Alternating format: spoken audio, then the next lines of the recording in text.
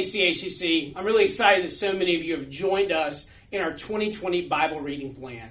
We're in the book of Exodus now, and this is one of my favorite parts of the Bible. It's also part of the defining story of God's people. God miraculously liberates the people from slavery and bondage in Egypt.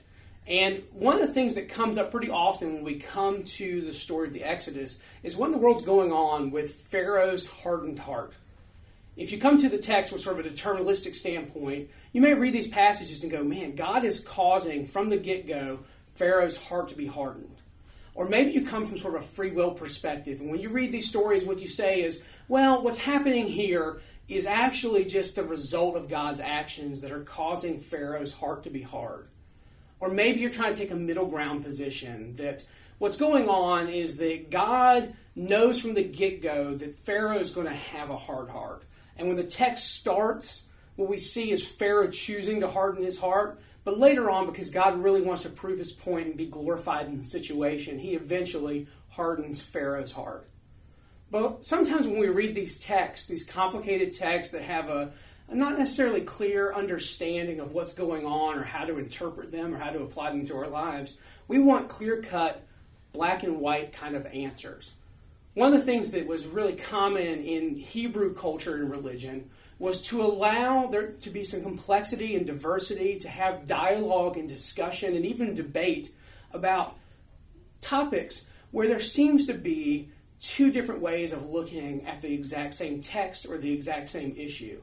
And one of the things they were often able to do was to sort of hold in tension the two different viewpoints. Unfortunately, I think this is something we've lost in Christian culture today.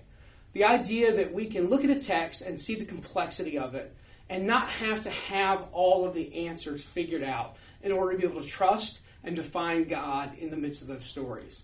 The story of Exodus is beautiful. And regardless of what position you take on the hardening of Pharaoh's heart, it's clear that God cared about people who were hurting. He liberated them from oppressive situations. He loved them and brought them out into freedom and into direct relationship with him. And that along the way, there were people who opposed this because they had selfish motivations. And being on the wrong side of God is not a place you want to be.